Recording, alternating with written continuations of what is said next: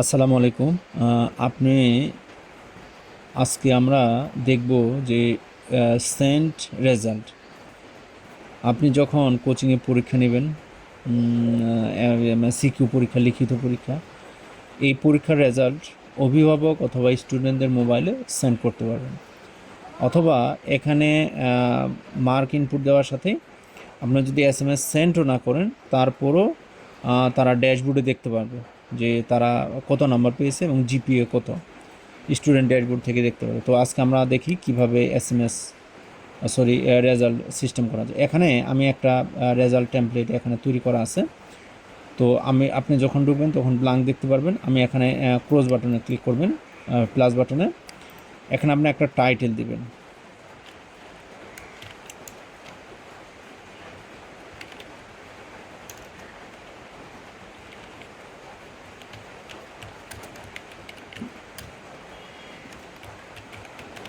আচ্ছা, এটা আমি একটা টাইটেল দিলাম। এটা কোন ব্যাচের রেজাল্টটা দেখাবে, আমি মর্নিং ব্যাচই দিলাম, যেহেতু সবগুলো মর্নিং ব্যাচই করছি। এক্সাম ডেট দিলাম, দেওয়ার পরে এটা কত তারিখে পরীক্ষা নিয়েছি আমি আজকের ডেটে দিলাম, দিয়ে তারপরে প্রসিড টু মার্ক এন্ট্রি, আমি মার্ক এন্ট্রিতে চলে যাব। আচ্ছা, এখানে আসলাম। আসার পরে এই জায়গায় আমাকে কি করতে হবে, আমি কোন সাবজেক্টে মার্কটা দিব। যেমন মনে করেন আমি বাংলা দিলাম, বাংলা।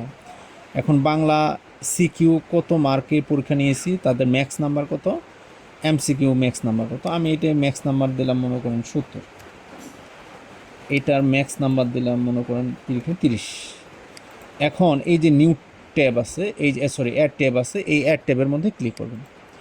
করার পরে আপনার ওই ব্যাচে, আমি যে ব্যাচে সাধারণত ওই টেমপ্লেটটা তৈরি করলাম, ওই ব্যাচে সাধারণত সব স্টুডেন্ট দেখতে পারবেন আপনি এখানে।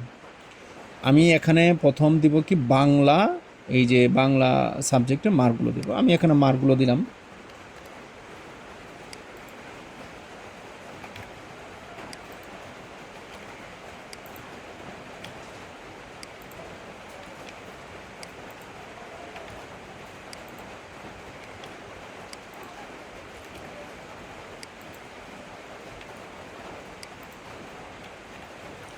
আমি বাংলা সাবজেক্টের মার্কটা দিলাম।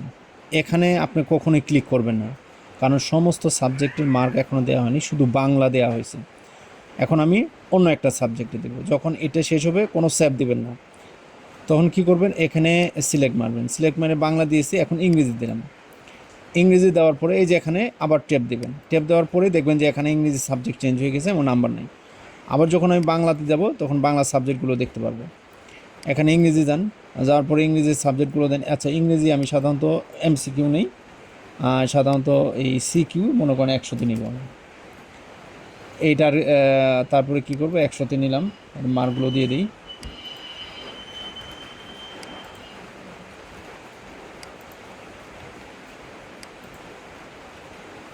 আচ্ছা, দিয়ে দিলাম। দেওয়ার পরে আবার বলছি সেভ। যখন সমস্ত যেগুলো পরীক্ষা নিয়েছেন সবগুলো যদি মার্ক ইনপুট হয়ে যায়, তবেই আপনি এই সেভ কমপ্লিটের মধ্যে এক্সামের মধ্যে ক্লিক করবেন।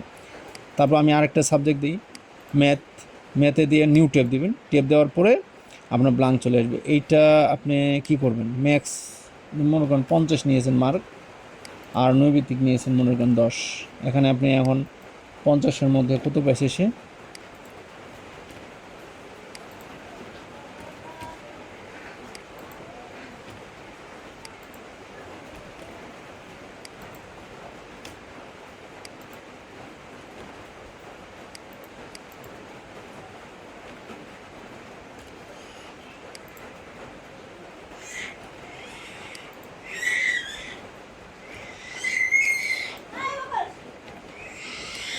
এই বিষয়টি আপনার এখন শেষ। মনে করেন এই 3টাই পরীক্ষা নিয়েছি, 3টাই শেষ।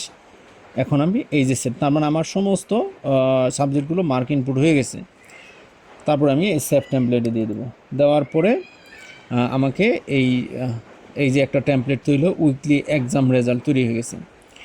এখন আপনি যদি এটা এসএমএস পাঠাতে চান, এই যে তৈরি হয়ে গেছে, এখন স্টুডেন্ট তাদের ড্যাশবোর্ড থেকে রেজাল্টগুলো দেখতে পারবে। তারপরেও যদি আপনি এসএমএস করতে চান, তাহলে এসএমএস বাটনে ক্লিক করবেন।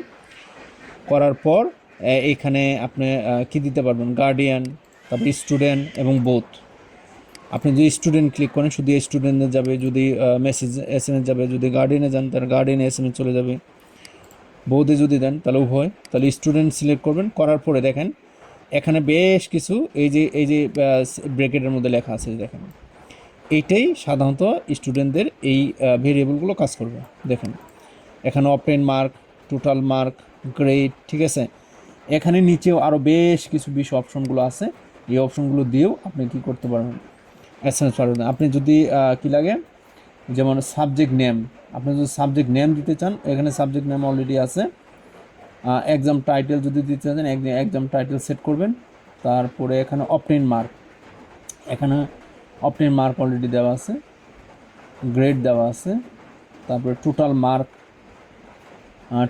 সব দেওয়া আছে। এইভাবে সব কিছু দিয়ে তারপরে ক্লিক করার সাথেই ওই ব্যাচে যতগুলো স্টুডেন্ট পরীক্ষা দিয়েছে সবারই নাম্বারে SMS চলে যাবে, এবং যারা পরীক্ষা দেয়নি তাদেরকে এগুলো 0 চলে যাবে।